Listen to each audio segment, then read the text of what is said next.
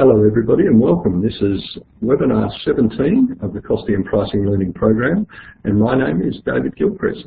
Today we're looking at costing practice. We're continuing our practical view of costing and pricing, and particularly looking at understanding service volume.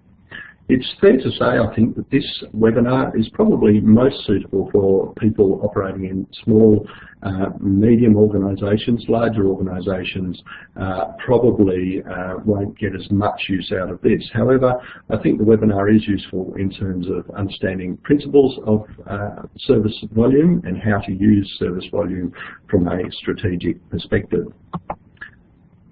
Of course, the copyright arrangements do affect this particular webinar. Remembering you can use the webinar for any practice whatsoever, including for paid training purposes or any capacity building purposes, but you can't disaggregate the material and use it separately, and you can't change the colours or the logos. Navigation, remembering the previous webinar was costing practice, and we looked at costing tools in terms of how to choose tools and what to do with those. This webinar, of course, is understanding service volume, which hopefully will build into the next webinar, webinar 18, which looks at workforce planning. The learning objectives here then are to really identify the key principles of volume control and using volume from a strategic perspective. In other words, we're looking particularly at service mix in this particular webinar. It builds on the previous webinars related to costing and pricing, so you should go back and have a look at those for a refresher if you feel you need to.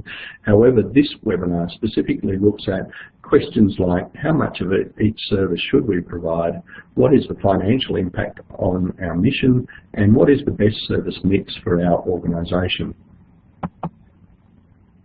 When we're looking at any of these costing and pricing webinars, of course, we're interested in the target price gap. That is the difference between the target price, the price that we really want to get, the achieved price, which is that offered by funders, such as, say, the NDIS, and the difference between those two is the target price gap. This webinar and this topic is actually a little bit different in the sense that we're very much interested in the achieved price versus the cost of service delivery rather than the target price.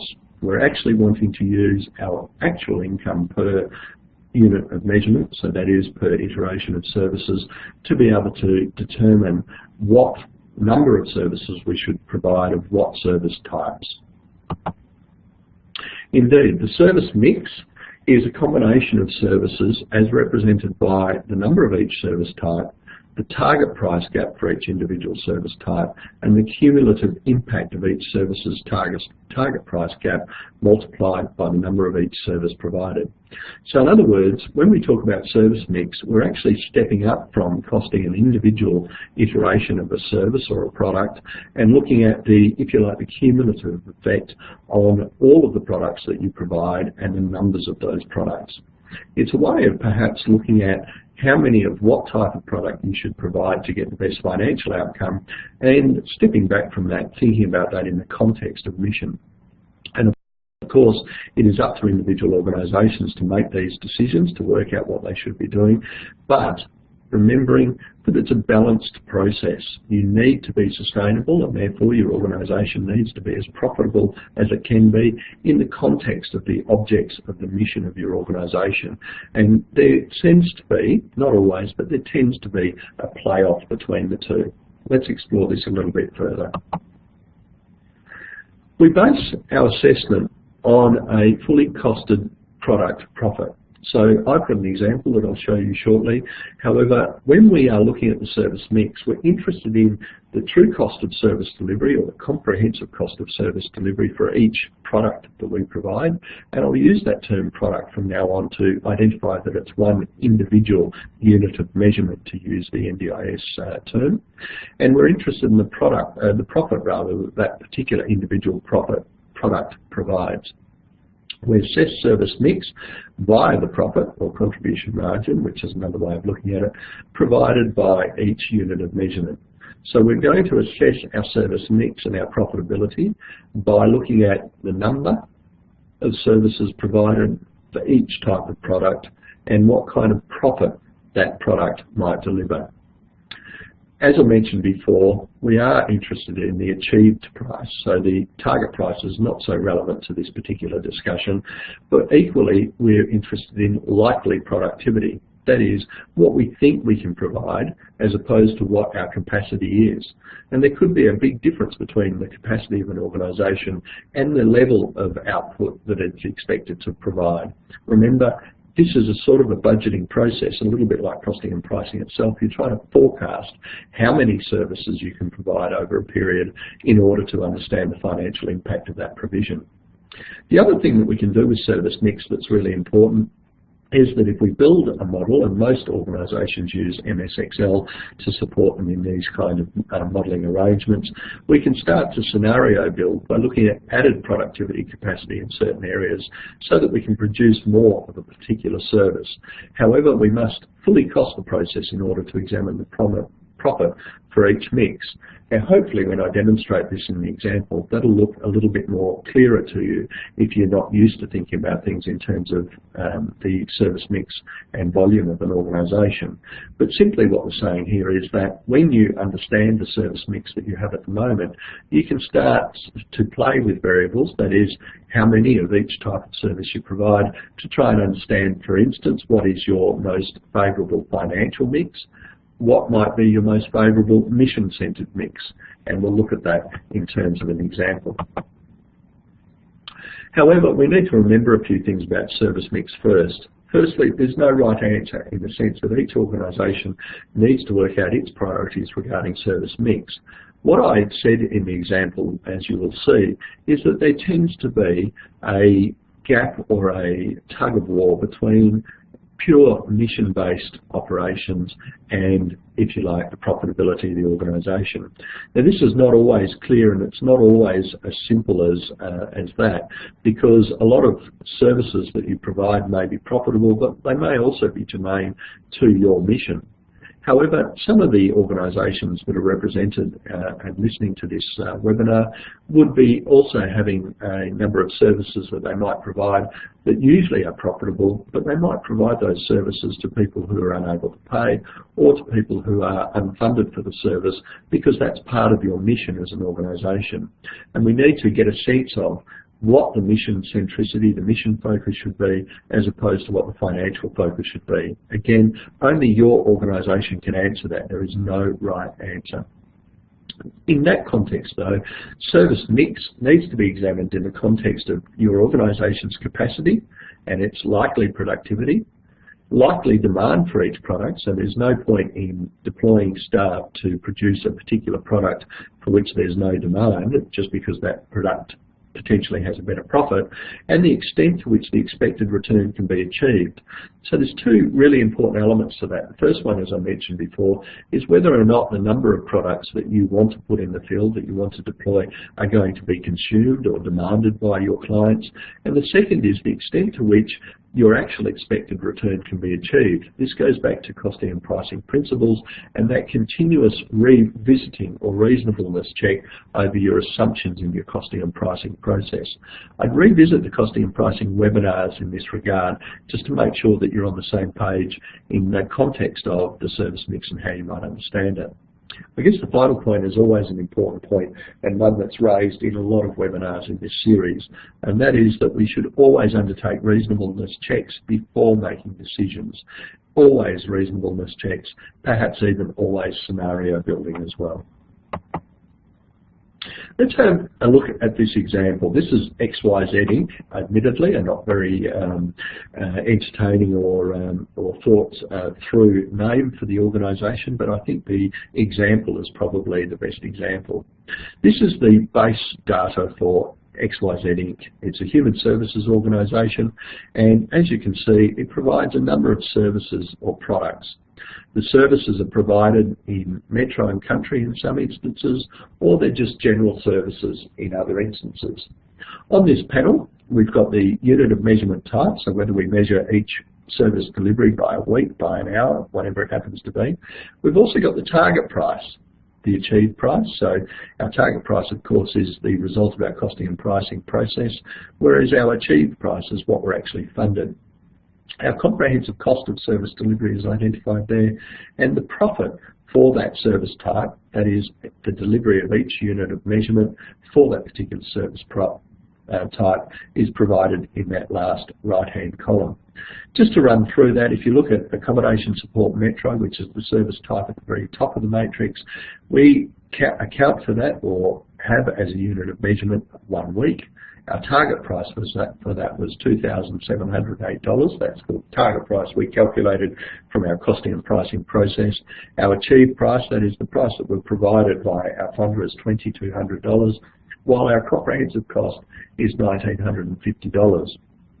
Taking $1,950 comprehensive cost from our achieved price leaves us with a profit of $250 for each iteration of that service. Now, if you go down that column, you'll see that there are various elements returning profits, service types returning profits. There's also 2 service types returning losses. And we need to, I guess, have a think about what levels of each type of service we should be developing and promoting within our organisation, strategically pursuing, in order to get the best outcome of the balance between profitability and sustainability and our mission objectives. Now, this is just the target data. This data has been made up. It doesn't relate to any lived example or any real funding arrangements. It's purely conjectural data that's been developed for the purposes of this exercise. Let's have a look at the next panel, which shows XYZ Inc. and its current situation. If you like, we've taken the profit or loss for each value item that is being developed. So accommodation support metro, you will recall, delivered a profit on each unit of measurement of $250. We've also included there a new piece of information, which is the current production. So the current production for that metro unit within the time frame that we are budgeting this service mix is 35. In other words, we can currently provide 35 accommodation support units of measurement for our period. That leaves us with a profit of $8,750, which is 35 times $2.50. And you can see that is extrapolated all the way down that column. So all of the service types, leaving us with a total net income or profit for our organisation in this scenario of $15,540. Noting, of course, that with employment other country and also with community access country, we're making a slight loss on those 2 products that we provide. Now let's think about those combinations of services and profits and have a look at a couple of scenarios. In this panel, I've recast those scenarios so that I've only used those very profitable items as a preference, and then use productivity, if you like, to be able to allocate resources to other items that might be less profitable. The red figures in the the middle column rather, are the figures that have actually been changed as for demonstration purposes. So to explain that in a different way, if you look at accommodation metro versus accommodation country, as you can see, accommodation metro support only provides us $250 profit per unit of measurement, per iteration of services, where the country element, or a similar service in the country, provides us $390. So in this arrangement, I've suggested that XYZ Inc., if you like, take a returns focus and only deliver their 47 units to the country rather than metro in order to maximise their profits.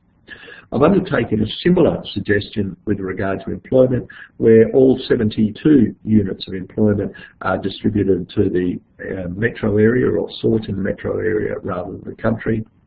And then similarly with community access. Again, these numbers are just made up, and so there's just a very arbitrary view on how these kind of things might be extrapolated. But of course, there's a few things that probably a lot of people listening to this webinar have already identified that are important to consider. For instance, accommodation support in the country, we might want to provide 47 units per period at $390 profit, but we might find that we're actually unable to do that because of the number of beds we command or the inability of us to be able to deploy more beds. Similarly, in the metro area, we will find that our costing changes because we will have vacant beds in the metro area. And while we may not have staff, we will certainly have other costs associated with them. So again, this is purely a numbers game. It doesn't take into account some of the other issues that you need to consider when you're looking at your mix. I will talk about those later in the webinar.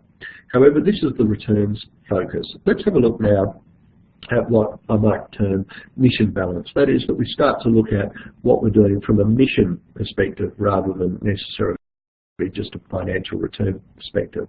Again, those red numbers have changed, and I've changed those red numbers to re-look at making sure that we're delivering services across metro and country, looking at perhaps where we might perceive that there are much more necessary services to be provided, but also providing those services where there are losses incurred by organisations. As you can see, the mission balanced calculus gives us a total net income of about $15,710. Let's look at all three of those now. Or rather, go back just for comparison. I've shown you the mixed comparison, the returns focus, the balanced focus compared to the current focus, to just give you a bit of an idea in this panel what the movements have been in terms of those services. You can see those service returns against the profit that is provided in order to understand what the machinations have been, what I have manipulated in these figures. Again, nothing is right, and these figures are purely based on the accounting returns rather than looking at capacity and so on, which I'll talk about in a second.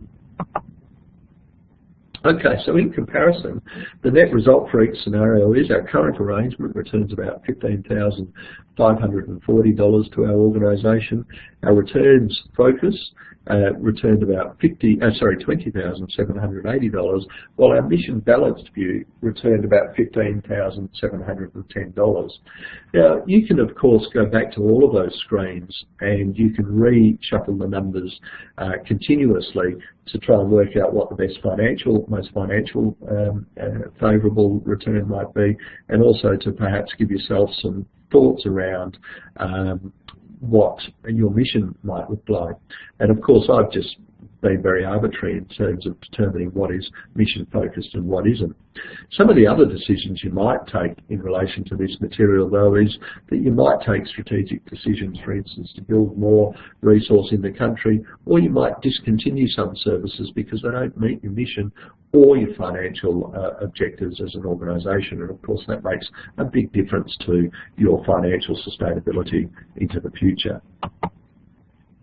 There are some constraints around this, as I mentioned before, and I indicated when I looked at those panels and talked about those panels that they were very arbitrary, and I just picked figures really to try and demonstrate the mix and how you might go about understanding your mix in your organisation a little bit better.